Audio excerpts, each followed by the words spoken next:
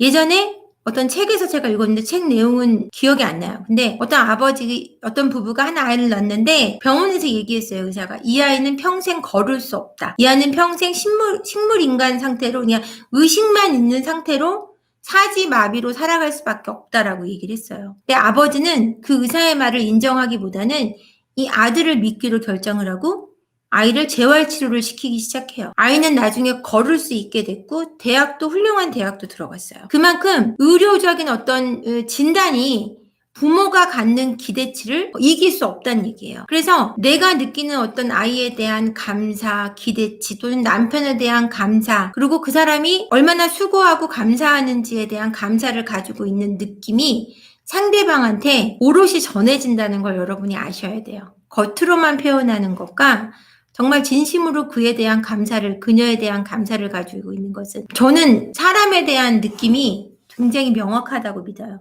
누군가 날 싫어하는 것 같다는 느낌이 들면 그 사람이 날 싫어하는 게 맞아요. 근데 모든 사람이 날 싫어한다고 생각이 드는 건 그건 병이에요. 그리고 저 사람이 날 싫어한다 그래서 그걸 막 괴로워하는 것도 병이에요. 그 사람이 날 싫어하는 게 뭐라 그럴까? 부당하다고 생각해요. 나를 싫어한다는 것 자체가 부당하다는 건 말이 안 돼요. 누군가는 날 싫어할 수밖에 없고 누군가 나한테 관심이 없는데 그걸 못 견디는 사람들이 있거든요. 그건 병이에요. 그리고 돈을 잘 버는 것보다 더 중요한 건 우리가 가정에 또는 내 삶에 얼마나 충실할 수 있냐는 거죠. 어떤 일을 하던 재밌는 것 같아요. 제가 볼 때. 저는 제 책을 읽어보시면 알겠지만 안 해본 일이 없어요. 정말. 일 정말 이것저것 많이 해봤거든요. 진짜 힘든 시간도 있었죠. 그 일에 대해서. 저는 길거리에서 옷도 팔아봤거든요. 엄마가 돈을 빌려주고 돈 대신 옷을 받아왔어요. 공장이 문을 닫으니까. 그 옷을 받아온 걸 제가 아파트 앞에서 이렇게 펴놓고 팔아봤어요. 하나에 5,000원씩, 10,000원씩. 그래서 막 그 단속반 오면 막 들고 뛰기도 하고 막 이런 것도 해봤거든요. 근데 그런 일도 하나하나 내 자신감을 키우는데 도움이 됐던 것 같아요. 내가 그건 할 수 없어. 그거는 되게 나한테는 맞지 않아. 창피한 일이야. 이랬다면 지금의 저는 없을 것 같아요. 근데 그것도 내가 생산적일 수 있는 하나의 방법이었기 때문에 해볼 수 있었던 건 되게 좋은 것 같아요. 저희 둘째 안고 제가 했었거든요. 둘째 아기 때.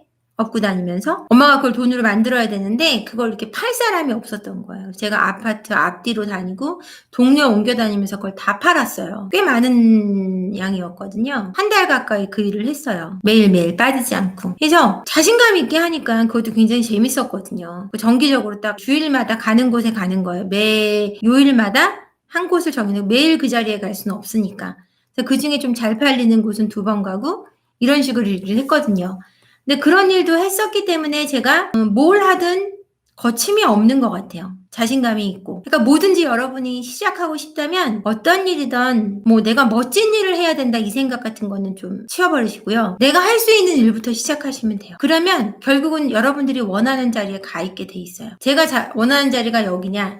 전 잘 모르겠어요. 그냥 끝없이 성장하고 싶고 최종 목표라는 건 없죠. 제 최종 목표라는 건 없고 계속해서 성장하고 싶어요. 어저께 인터넷 뉴스를 보니까 파탄주의를 살펴보고 있대요, 우리나라에서. 그러니까 그 유책주의가 아니라 파탄주의. 그러니까 어느 쪽이든 이혼을 원하면 바람을 폈던 유책 배우자라도 이혼을 요구해서 이혼이 될 수 있는 재판을 하게끔 한대요. 좋은 사람들이 있죠? 그걸 하면 바람난, 홍모 감독, 최모 대표, 최모 회장 여러 사람들이 다 좋을 거예요. 파탄주의를 하면. 근데 우리나라는 아직 시기상조라는 거죠. 만약에 파탄주의가 적용이 돼야 된다면 다른 것들이 조금 더 정비가 된 후에 이혼이 돼야 되겠죠. 그 파탄주의가 적용이 돼야 되겠죠. 그러니까 저는 그런 좀 제대로 된 보완이 되고 파탄주의라고 할지라도 유책주의라고 할지라도 지금 이런 여성들이 불이익을 보거나 또는 이런 바람이 나서 유책 배우자들이 남성들이 손해를 보니 이런 거 말고 유책 배우자가 파탄주의에 의해서 이혼이 되더라도 정말 그 버리고 가는 사람에 대한 평생에 대한 책임이 법적으로 주어지는 강제성이 주어지고 그게 안 될 때는 감옥에 갖다 넣을 수 있는 유럽이나 미국처럼 그런 정도의 강력한 법이 제정된 다음에나 그게 돼야 되는 거죠. 아직은 파탄주의가 들어와서는 절대 안 돼요. 그러면 여자들 가정주부로 계신 분들 너무 많이 자살하게 될 거예요. 너무 억울해서. 지금은 너무나 시기상조고 다른 민사적인 부분에 대한 어떤 명확한 어떤 책임을 법적으로 형사적으로 묶을 수 있는 게 아닌 이상은 지금 파탄주의는 우리나라는 절대 안 돼요. 조각씨가 이곳은 일자리가 없는 지방이라 이혼하고 수도권으로 이사해서 일자리 알아보려고요. 제가 이혼을 너무 서두르는 걸까요? 글쎄요. 아니요.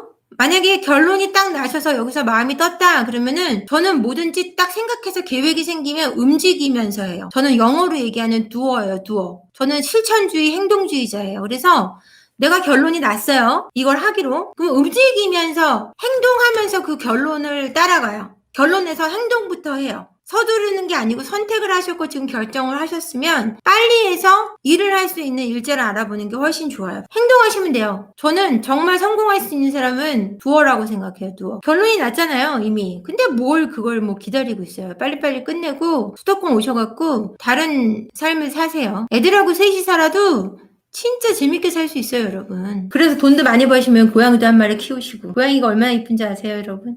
아주 그냥 사람 혼을 쏙 빼놔요. 네, 집도 구하고 일도 구하고 의욕이 생겨요. 법률 스님의 직물직설 온라인 참여자에 넣었거든요, 제가. 그래서 거기에 7시 반부터 9시 반까지 제가 신청을 해서 법률 스님과 만나요. 너무 신나요. 특별히 여쭤볼 건 없는데 억지로 이제 막 여쭤볼 거를 만들어서 제가 썼죠. 그래서 직문직설에 지금 제가 참여하게 돼서 너무 기뻐요. 너무 기쁘고 요즘에 가끔 심심하거든요. 그래서 심심할 때 어떻게 할까요? 이렇게 써서 제가 넣었어요. 법률 스님은 종교인이지 남자는 아니잖아요. 그쵸? 근데 남자고 종교인이고 걸 떠나서 법률 스님이 너무 좋아요. 정말. 소지섭보다 좋냐고 물어보시면 사실은 소지섭보다 법률 스님이 훨씬 좋아요. 소영씨가 전 다음 주 월요일 조정기일입니다. 16년을 참았어요.